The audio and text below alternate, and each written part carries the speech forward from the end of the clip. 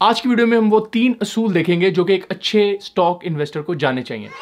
ये असूल मेरे नहीं है, ये असूल एक अमेरिकन सबसे मशहूर इन्वेस्टर जिसका नाम पीटर लिंच है उसके हैं। पीटर लिंच ने एक बहुत ही जबरदस्त किस्म की किताब लिखी है जिसका नाम है वन अप वॉल स्ट्रीट। इस किताब की तकरीबन 1 मिलियन कॉपीज सोल्ड हो चुकी हुई हैं और ये किताब हर सक्सेसफुल इन्वेस्टर को जरूर पढ़नी चाहिए। पीटर लिंच जो थे वो अमेरिका की एक ब्रोकरेज फर्म थी जिसका नाम फिडेलिटी था। उसमें एक फंड को मैनेज किया करते थे और उन्होंने अपने दौर में इस फंड से तकरीबन 29.2% रिटर्न हासिल किया था, जो कि उस टाइम S&P 500 जो कंपनीज हैं उनके रिटर्न से 2 गुना था। तो पीटर लिंच फरमाते हैं कि जब भी आप इन्वेस्टमेंट करने लगे तो हमेशा एक मिरर टेस्ट करें, जिसका मतलब यह है कि आप मिरर के सामने खड़े हो और जाके अपने आप से 3 सवाल पूछें। पहला सवाल, do I own a house, जिसका मतलब है क्या आप कोई घर ओन करते हैं। यानी वो कहना ये चाह रहे हैं कि जब भी आप कोई घर खरीदने लगते हैं तो उससे पहले आप उसके लिए कंप्लीटली वर्कआउट करते हैं। आप जाके उस घर को देखते हैं, उसके बाद आप इसके अलावा 3 4 5 6 और घर देखते हैं, आपस में उनको कंपेयर करते हैं, आप घर की प्राइस देखते हैं, आप देखते हैं कि इस टाइम मार्केट के हिसाब से इसकी प्राइस ठीक है और फ्यूचर में इसकी प्राइस कैसी होगी। आप ये भी जाके देखते हो कि इर्द गिर्द जो नेबरहुड है वो कैसा है, कोई क्राइम्स का यहाँ पे सीन तो नहीं है। इसके अलावा आप किसी सर्वेयर को भेजते हैं और जाके घर देखते हैं कि कहीं दीवारों में डैम्प तो नहीं है, छत के अंदर डैम्प तो नहीं है, छत खराब तो नहीं है, इसके अलावा ज़मीन जो है उसके अंदर कोई प्रॉब्लम तो नहीं है और कोई सेम थोर टाइप की चीज़ें तो नहीं है घर के इर्द गिर्द, और कोई इर्द गिर्द फ्लडिंग का कोई खतरा तो नहीं है। तब कहीं जाके आप अपनी फाइनल डिसीजन लेते हैं कि यस मुझे ये घर ले लेना चाहिए।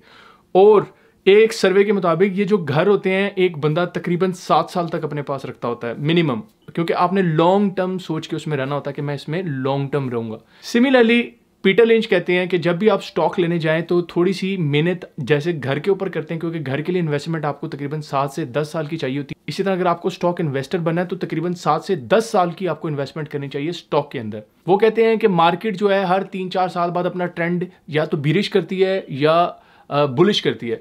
तो बाज़ का बुलिश जो या बिरिश ट्रेंड ज़्यादा अरसे के लिए रहता है। तो अगर आप 3-4 साल के इन्वेस्टर हैं तो 3-4 साल बाद हो सकता है जब आपकी सेल करने की बारी आई अपने स्टॉक को, तो उस टाइम जो ट्रेंड हो वो बिरिश हो, तो आप घबरा कर अपनी हिम्मत हार कर कहीं वो स्टॉक ना बेच बैठे लॉस के ऊपर। तो वो कहते हैं आपको एटलीस्ट 7 से 10 साल अपने स्टॉक को इंतज़ार करना चाहिए रख के, बिल्कुल ऐसे ही जैसे आप एक घर को रख के 7 से 10 साल तक उसमें रहते हैं और उसको इतनी जल्दी नहीं बेचते। वो कहते हैं स्टॉक में ये होता है कि आप किसी टाइम भी अपने ब्रोकर को फ़ोन करते हैं और अपना स्टॉक बेच देते हैं, लेकिन जब आपको घर बेचना होता है तो आपको 3 से 4 महीने लग जाते हैं। कभी आपको अपना सामान शिफ्ट करने में वैन चाहिए, इसके अलावा आपको प्लानिंग चाहिए, ये वो सारी चीज़ें करनी है बेचने से पहले। तो सिमिलरली स्टॉक के लिए भी आपको इसी तरह सोचना चाहिए कि मैं जो स्टॉक लेने जा रहा हूँ उसके फंडामेंटल एनालिसिस कर लें, एक बार अच्छे तरीके से फंडामेंटल्स को देख लें ताकि आप श्योर हो जाएं कि ये कंपनी एक स्ट्रॉन्ग है, एक स्ट्रेंथ वाइज अच्छी कंपनी है और ये लॉन्ग टर्म चलने वाली कंपनी है, इसकी ग्रोथ अच्छी होगी फ्यूचर के अंदर। ये करने के बाद आप आराम से उस स्टॉक को लेके फिर होल्ड करें, क्योंकि होगा ये कि जब 5-6 साल गुजरेंगे उस कंपनी के ऊपर अप्स एंड डाउन्स भी आएंगे। बस ये हो कि कंपनी ख़त्म ना हो जाए, तबाह ना हो जाए, बैंकरप्ट ना हो जाए। इसके अलावा वो कंपनी अगर फिर भी एग्जिस्ट कर रही है, रिसेशन को बियर कर रही है, तो आपने उस स्टॉक को होल्ड करके रखना है लॉन्ग टर्म के लिए ताकि आप लॉन्ग टर्म बेनिफिट हासिल कर सकें। दूसरे नंबर पर वो कहते हैं कि do I need the money. इसका मतलब यह है कि आपने शीशे में खड़े होकर देखना है कि क्या मैं जो पैसे इन्वेस्ट करने जा रहा हूं क्या मुझे उनकी ज़रूरत तो नहीं पैदा हो जाएगी अगले 6 महीने में, साल में या 2 साल में। मसलन क्या आपकी स्टॉक की जो इन्वेस्ट कर रहे हैं उसके जो पैसे हैं वो आपकी बच्चों की फ़ीस तो नहीं आपने देनी, या आपके घर के कोई एक्सपेंस तो नहीं है उसमें से जो कवर होते हो, या आपको 2-3 या 4 महीने बाद उन पैसों की दोबारा ज़रूरत तो नहीं पड़ने वाली। तो पैसा स्टॉक में वही इन्वेस्ट करें, लॉन्ग टर्म इन्वेस्टमेंट की बात कर रहा हूँ, वही पैसा इन्वेस्ट करें जो आपका एक्सेस है, जिसकी आपको ज़रूरत नहीं पड़ने वाली।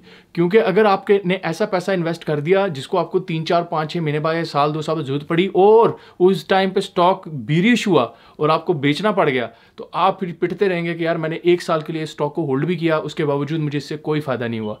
वो उसकी वजह से ये थी कि आपने पैसे को गलत टाइम पर बाहर निकाला। तो इसीलिए आपको ये देखना चाहिए कि जो पैसे आप स्टॉक में इन्वेस्ट करें वो आपके एक्सेस पैसे होने चाहिए, आपकी ज़रूरत के पैसे नहीं होने चाहिए। तीसरे नंबर पे आपको देखना चाहिए कि do I have those personal qualities that help me to succeed.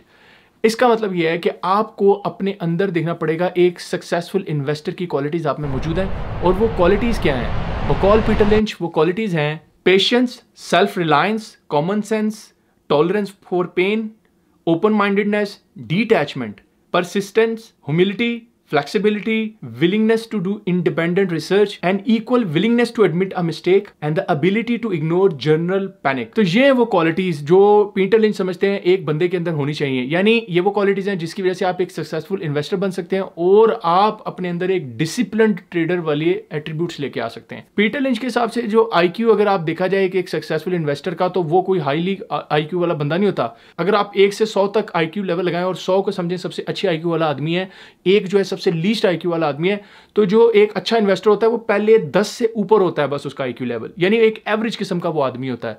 वो जरूरी नहीं होता कि उसका IQ लेवल बहुत हाई हो स्टॉक्स के अंदर इन्वेस्ट करने के लिए, लेकिन ये जो क्वालिटीज हैं जो उन्होंने डिफाइन की हैं ये आपको अपने अंदर लेके आनी है। अगर आपके अंदर समझते हैं पेशेंस नहीं आ सकता, आपके अंदर समझते हैं पेन, जब आपको स्टॉक के लूज होने की पेन हो वो आप बियर नहीं कर सकते, या आपके अंदर विलिंगनेस नहीं है कि आप अपने आप को आप रिस्क कोई ले सकें और उस रिस्क को कैलकुलेटेड रिस्क हो या ऐसा रिस्क जिसको आप मैनेज कर सकें, आप में अगर ये सारी क्वालिटीज़ नहीं है तो आप स्टॉक इन्वेस्टमेंट में मत घुसें, क्योंकि फिर आपको नुकसान होने वाला है। क्योंकि स्टॉक इन्वेस्टमेंट ऐसी चीज़ है जिससे कई लोग पैसे खोने के लिए और कई लोग पैसे कमाने के लिए घुसते हैं, तो कोशिश करें कि आप पैसे खोने वाले ना हो।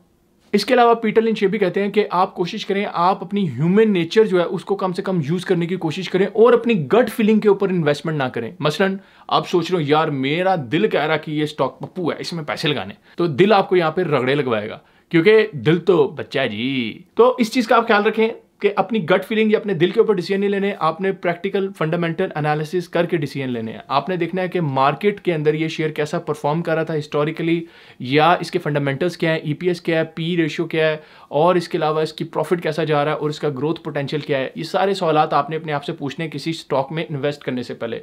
तो जब तक आपको इसके जवाब नहीं मिलते स्टॉक में इन्वेस्ट मत करें, अपने पैसे मत ज़ाया करें। मेरी कोशिश थी कि जो मैंने पीटर लिंच की किताब में से नॉलेज हासिल किया था वो आप तक बिल्कुल समराइज करके पहुंचा दूं, ताकि आप इससे कुछ हासिल कर सकें। क्योंकि मेरे इस चैनल का मकसद यह है कि मैं आपको ज़्यादा से ज़्यादा एजुकेट कर सकूं, आप खुद समझें कि स्टॉक इन्वेस्टिंग क्या है।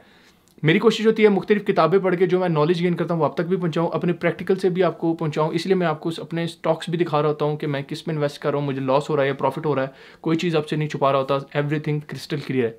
आप मुझे ज़रूर कमेंट में बताइएगा कि मैं आपके साथ क्या बुकिश नॉलेज शेयर करूं, कि मैं बड़े बड़े इन्वेस्टर्स की अगर किताब पढ़ता हूं, क्या आपको शौक है कि आप वो नॉलेज हासिल करना चाहते हैं? अगर है तो कमेंट में मुझे ज़रूर बताइएगा, ताकि मैं इसी तरीके से और वीडियोज़ आपके लिए बना सकूं, ताकि आपको बुक को समराइज़ करके आपके सामने पेश कर सकूँ और आप उससे कुछ हासिल कर सकें। लेकिन एक चीज़ का आपने खास ख्याल रखना है, ये जो बुक है ये एक अमेरिकन राइटर ने अमेरिकन स्टॉक एक्सचेंज के हिसाब से लिखी है। आप अगर पाकिस्तानी स्टॉक एक्सचेंज में काम कर रहे हैं तो आपको पाकिस्तानी इन्वेस्टर और पाकिस्तानी लोगों की मेंटालिटी को भी जानना पड़ेगा। सिर्फ इस चीज़ के ऊपर कि अमेरिका की स्टॉक एक्सचेंज कैसे परफॉर्म कर रही है और उसके रिजल्ट्स को आप अपनी स्टॉक एक्सचेंज पे अप्लाई कर दे, it's not a good deal. Why? क्योंकि पाकिस्तान जो है वो पिछले 15 से 20 सालों में हम लोग बहुत ज़्यादा टर्मोइल से गुजरे हैं। हमारे मुल्क में इतने इवेंट्स आए हैं, जैसे जंग का होना, जैसे हमारे अटैक्स होना, जैसे हुकूमत का एकदम से गिर जाना, ये वो टर्मोइल हैं जो आम ममालिक में नहीं आते। इसलिए उनकी स्टॉक एक्सचेंज होती है वो एक कंसिस्टेंसी से काम कर रही होती है। अनफॉर्चुनेटली इन टर्मोइल्स की वजह से आप देखोगे पास्ट हिस्ट्री अगर स्टॉक्स की देखोगे तो वो बहुत ही उल्टी सीधी है। जरूरी नहीं है कि 5 साल बाद जो आपने शेयर प्राइस से लिया हो, शेयर खरीदा हो, अब वो ऊपर ही हो सकता है वो डाउन हो। तो हर शेयर को इंडिविजुअली जिसमें इन्वेस्ट करना हो उसकी पास्ट हिस्ट्री जरूर देख लें। ये मेरी सजेशन है, पीटर लिंच ने नहीं कहा, आपका भाई आपसे कह रहा है, क्योंकि पाकिस्तानी स्टॉक एक्सचेंज को पाकिस्तानी मेंटालिटी से चलाना होगा। क्योंकि पाकिस्तान जिंदाबाद। मिलेंगे नेक्स्ट वीडियो में। नेक्स्ट वीडियो तक के लिए हैव अ नाइस डे।